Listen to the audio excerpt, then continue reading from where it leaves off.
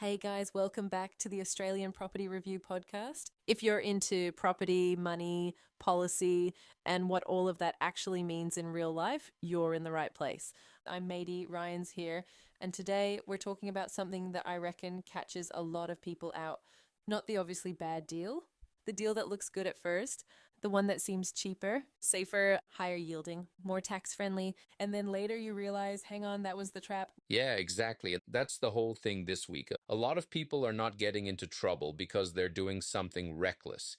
They're getting into trouble because they're chasing something that looks neat up front. Lower tax, cheaper build, higher yield, maybe the hope that the economy softens and rates get easier. And once you look properly, you realize each one comes with a catch. Let's start with super because that's definitely one of those things people are looking at again. The budget changes have made some people go, maybe super is the smarter place to sit now. Fair read? Yeah, fair read, but incomplete. Super does look more attractive to some investors now, especially if investing outside super feels like it's getting hit harder by tax changes. But that doesn't mean it's free money or easy money. The tax treatment may look better, but access still matters, liquidity still matters, and for larger balances, the new tax settings matter too. So the headline is super looks better, but the real question is better than what and with what trade off? Exactly. That's the bit people skip, because lower tax sounds great, but if the money is harder to get at or the structure doesn't suit what you're trying to do, then better gets more complicated pretty quickly. Then there's the economy. A lot of people hear slowing economy and assume that should be good news for borrowers because maybe it means rate cuts, but that's not really where we are, is it? No, that's the trap. The economy is clearly looking softer. Australia's unemployment rate rose to 4.5% in April, employment fell by 18,600, and participation eased too. But trimmed mean inflation is still 3.4%, which is above the RBA target band.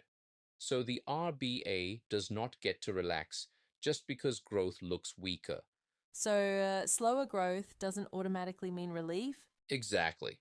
That's what people keep hoping for. If things cool down, rates come down, problem solved.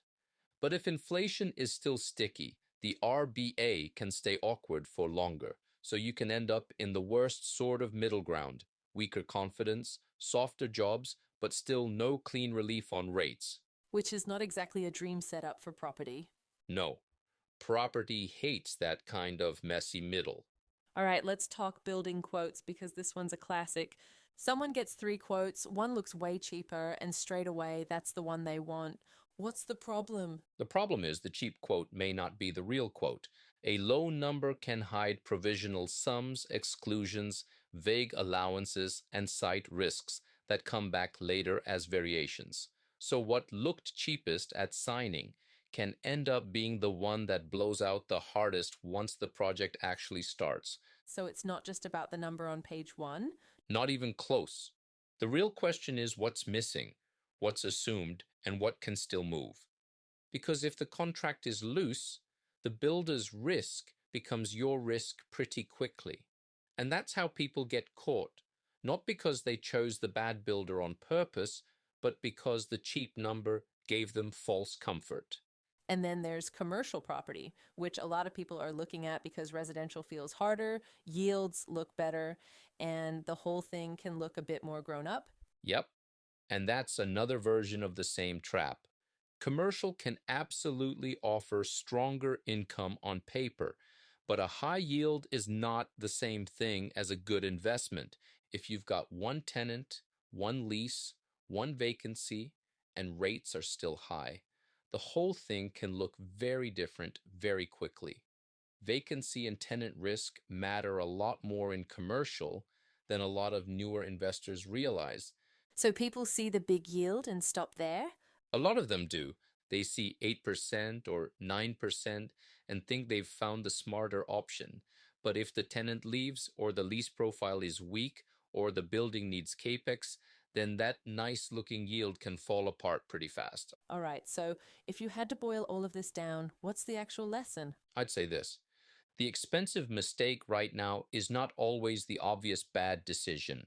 Sometimes it's the thing that looks tidy up front, the tax setting that looks cleaner, the quote that looks cheaper, the yield that looks stronger, the economy signal that looks like relief. And the job is not just to ask, what do I get? It's to ask, what's the catch? Yeah, that's a good way to put it. Not, is this attractive?